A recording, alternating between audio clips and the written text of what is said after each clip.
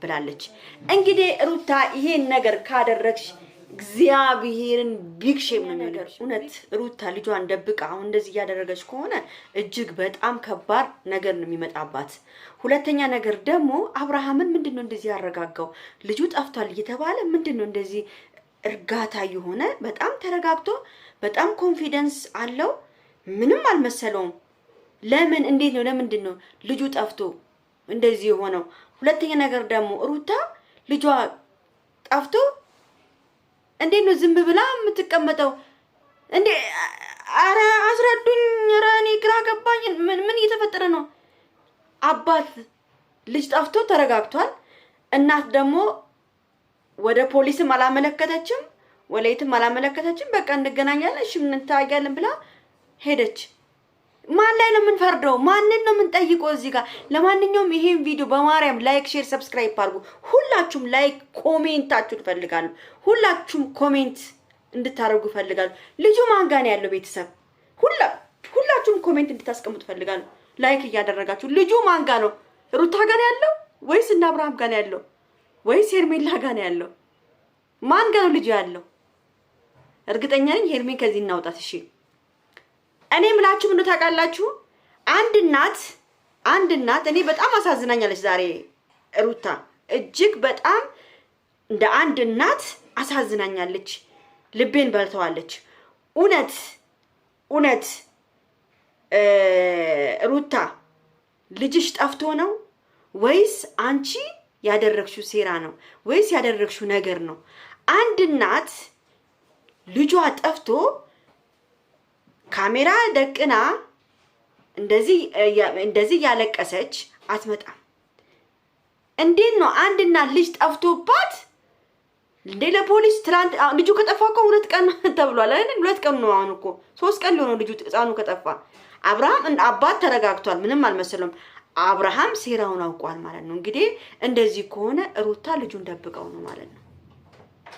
ሩታ ልጁን ደብቀው ነው ማለት ነው። እርግጠኛ ነኝ፣ በጣም እርግጠኛ ሁኜ የምናገረው ልጁ ተደብቋል። በቃ ወይም አብርሃም ታመልክት እንደፈለገች ትናገር፣ ከፈለገች ፖሊስ ሂዳ ትክሰሰኝ ብላለች። ማናት ስሟ? ቡዜ ማለት ነው። ፖሊስ ሂዳ ትክሰሰኝ፣ የፈለገችውን ታድርግ፣ እኔ ጋር ልጁ የለም ብላለች። እንግዲህ ሩታ ይሄን ነገር ካደረግሽ እግዚአብሔርን ቢግ ሼም ነው የሚሆንብሽ። ቢግ ሼም። አንደኛ ነገር ይሁላችሁ፣ ይሄ ነገር እኮ ከባድ ነገር ነው። አሁን አብርሃም እንደዛ ከሆነ ደግሞ ካመኑበት አብርሃም ሩታ ደብቀው ነው ይላል። ሩታ ደግሞ አብርሃም ደብቆናል ልጄን ይላል አይደለ? በመሃል ልጁ እሺ እነሱ ሁለቱም ጋር ከሌለ በመሃል እንግዲህ ሰራተኛዋ ይዛ ጠፍታ ነው ማለት ነው። በቃ እንደዛ ከሆነ በአሁን ዘመን በቃ እሺ ሰራተኛዋ ይዛ ጠፋችን ነው ማለት ነው። በቃ እና አብርሃም በቃ እንትን ብሏል ማለት ነው። ልዑሌን ሰራተኛዋ ይዘው ሄዳለች፣ በቃ ጠፍተዋል ማለት ነው። እንዴት ነው እንደዚህ ነው? እንዴት ነው ተረጋግታችሁ ብትቀመጡ? ልጅን የሚያክል ነገር ከማጸን የወጣ ልጅን የሚያክል ነገር እንዴት ነው እናንተ ዝም የምትሉት? እንዴት ነው አብርሃም የተረጋጋውስ? ሩታስ እንዴት ነው? አንቺ 3 ቀን ሙሉ ልጅሽን ሳታይ ወላ አላመለከትሽም? እንግዲህ ሰው ሲጠፋ 24 ሰዓት ሳይሞላ መመዝገብ አይችልም። 24 ሰዓት ከሞላ ይመዘግባል። ለምን ልጅሽን ያላስመዘገብሽው? እንዴትስ አስቻለሽ? እንዴትስ ዝም ብለሽ እንዴት ነው ከአብርሃም ጋር የምትከራከሩ? ይሄ ነገር ለኔ ሊዋጥልኝ አልቻለም። ቤተሰብ ከሁለት አንዱ ጋራ ህፃኑ ልጅ አለ በቃ ሩታ ጋር ወይና አብርሃም ጋር። ግን እና አብርሃም ደግሞ ከሆነ ደግሞ ሩታ ከሳ ፖሊስ ካመጣችባቸው ለና አብርሃም ከባድ ወንጀል ነው። በጣም ከባድ ወንጀል ነው። ሩታም እንደዛ ካደረገችው ከባድ ወንጀል ነው። በዚህም በኩልም እንዴ ነው ልጅ መሐን ነገር ጠፍቶ ዝም ተብሎ በእንደዚህ ተሸፋፍኖ እንትን የሚባለው ማለት ነው። አሁን እኔ መፈራም ምን ታውቃላችሁ? ዙሮ ምን በቃ እኔ ሩታ መፈራት አንዳንድ ጊዜ ዙራ ሄርሜላ ላይ እንዳታረግባን ነው መፈራው። ገብቷችኋል? ሄርሜላ ላይ እንዳታረግባን ነው መፈራው። አንዳንድ ጊዜ ለተንኮል ምን ያደርጋሉ መሰላችሁ? ሄርሚዬ ቤት አታውቅም እንግዲህ ተንኮል እንዳይሰሩባን ነው መፈራው። ለምን መሰላችሁ? እኔ መፈራው ሄርሜላ በር ላይ ህፃኑን አስቀምጠው አስቀምጠው ፖሊስ ይዞ መጥቶ ህፃኑ ልጅ እሷ ጋር ነበረ ብሎ እንዳያስይዟን ነው የምፈራው። ይሄን ተንኮል ሊሰሩ ነው ሄርሜላ ላይ እርግጠኛ ነኝ። ሄርሜላ መጠንቀቅ አለባት። አሁን ጫወታቸው ወደ ሄርሜላ ነው፣ አብርሃምን ሳይሆን ወደ ሄርሜላ ነው። ቅድምም ኤፍሬም መጥቶ ሲበጠብጥ ነበረ ሄርሜላ ቤት ገብቶ። እኔ እኮ ምን አይነት እንደው ኤፍሬም የሚባል ሰውዬ ምን አይነት ኮንፊደንስ ቢኖርክ ነው የሰው ቤት ብርግድ አድርገህ መግባት ምናምን እንዴ? ይሄና ሄርሚ ራስሽን አስከብሪ። አብርሃም ሄርሜላ ራሷ እንድትከበር ማድረግ አለብህ። ሄርሜላን አስከብራት በወንድምክ። ወንድምክ ምንም አይነት መብት የለውም።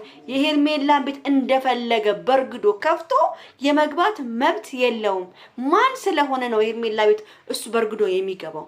እንዴትስ? እኔ እግዚአብሔር በጣም ነው የተበሳጨሁት ዛሬ፣ በጣም ነው የተበሳጨሁት። ቤተሰብ እንዴት ሰው እንዴት እነሱ ቁጭ ብሎ እንዴት በርግዶ ይገባል? እሱ ማን ነው? ምንድነውና ነው ይላል? ለምንድን ነው ዝም የሚባለው? ኤፍሬም የሚባል ሰውዬ አንደኛም ኤፍሬም ነው። ኤፍሬም ሩታ ሮቤል ተመካክረው ነው ይሄን ነገር ሄርሜላ ላይ ለማድረግ። ሄርሚ አሁን መጠቀቅ አለበት። ሄርሜላ በር ላይ ልጁን ያስቀምጡትና ገብቷቸዋል። ያስቀምጡና ፖሊስ ይዞ ይመጡና እሷ ጋር ነበር ልጁ ይሄው እዚህ ጋር ጥላው ብሎ እሷን ለማስያዝ ነው እቅዳቸው፣ ሀሳባቸው። እርግጠኛ ነኝ ይሄ ነገር ካልተፈጸመ ለማየት ያብቃችሁ።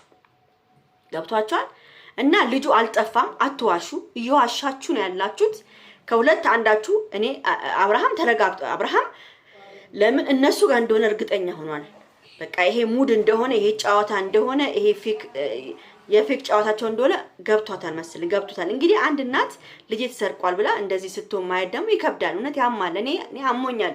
የሩታ ህመሜ ነው ያመኛል። ሩታ እንዲህ ስትለቅስ አሳዝናኛለች። ግን እግዚአብሔርን ነው የምላችሁ ወይ አብርሃም ጋራ ወይ ማናት እቺ የአብርሃም እህት ጋራ ወይ ሄርሜላ ጋር ከተገኘ ልጁ ማርያምን አልፋታቸውም። ሁሉንም ነው የምናገራቸው።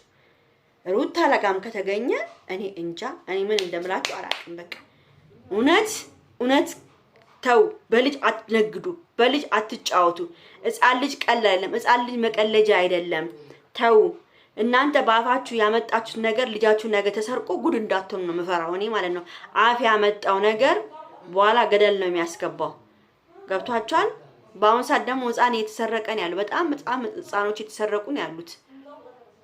የቤት አጋዥ ነው ይገባሉ። ከዛ በኋላ ጻሙ ይዘው ይሄዳሉ፣ መነገጃ ያደርጋሉ። እንደዚህ አይነት ነገሮችን ተው፣ አታድርጉ። ተው፣ እንደዚህ ማይሆን ነገር አትስሩ። እኔ ነግሬያቸዋለሁ። እግዚአብሔርን ነው የምለው። አፍ ያመጣው ነገር ወደ ጉድጓድ ነው የሚያስገባችሁ። ስለዚህ ለማንኛውም ቤተሰብ ይሄን ቪዲዮ ሁላችሁም ላይክ፣ ሼር፣ ሰብስክራይብ አድርጉ። እንግዲህ እውነቱ ማን ጋር እንደሆነ ነገም ተነጉደም እናያለን። እንግዲህ እውነቱ ማን ጋር እንደሆነ ልዑሌ ማን ጋር እንደሚገኝ ብቻ በጉጉት ነው የምጠብቀው። ለማንኛውም ቻው ቤተሰብ።